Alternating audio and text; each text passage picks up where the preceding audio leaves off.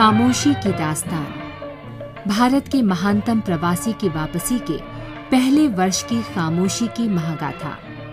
आकाशवाणी की विशेष शताब्दी श्रृंखला खामोशी की दास्तान प्रस्तुत है आज की कड़ी।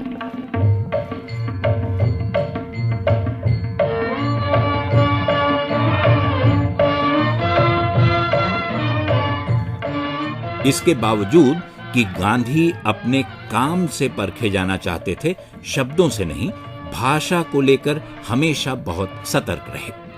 चाहे बोले हुए शब्द हों या लिखित संदर्भ, चाहे निजी बातचीत का हो या सार्वजनिक, अपनी बात कहने के लिए शब्दों के चयन में गांधी अतिशय सावधानी बरतते रहे।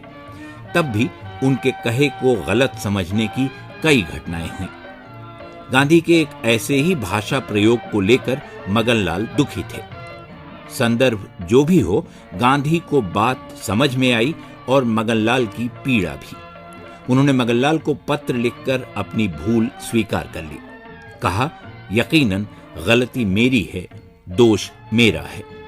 गांधी ने कहा, एक साथ कई घोड़ों की सवारी करने की कोशिश में यह खतरा तो है कि मैं सबसे गिर जाऊं। यह भी सच है कि जो और जितना मैं करना चाहता हूं उतने संसाधन नहीं हैं।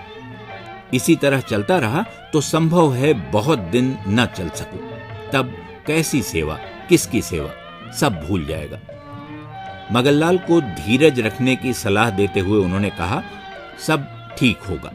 जो जिंदगी तुम सब ने अब तक बिताई है बर्बाद नहीं जाएगी।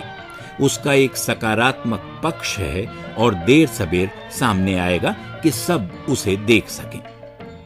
गांधी को फिलहाल मगनलाल की एक बात समझने में दिक्कत पेश थी।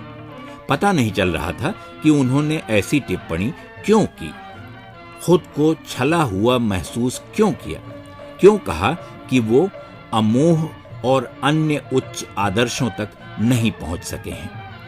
वहां तक तो गांधी खुद नहीं पहुंचे थे। 3 उदाहरण देकर गांधी ने अपनी बात स्पष्ट की।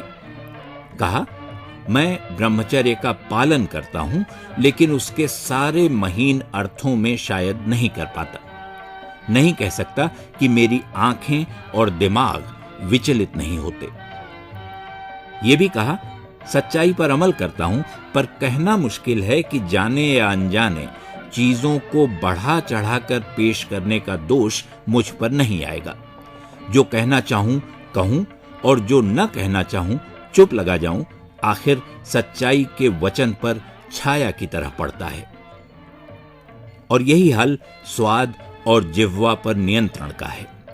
खाना अपने व्रत के अनुरूप खाता हूं, फलाहार पर जोर देता हूं, लेकिन यह कैसे कहूं कि रोचक खाने पर नजर नहीं जाती। गांधी आश्वस्त थे कि इन कमियों के बावजूद वो और दूसरे लोग रोज बरोज, कदम दर कदम लक्ष्य की ओर बढ़ते रहेंगे, उच्च आदर्शों की ओर, उनके शाब्दिक अर्थ की ओर नहीं।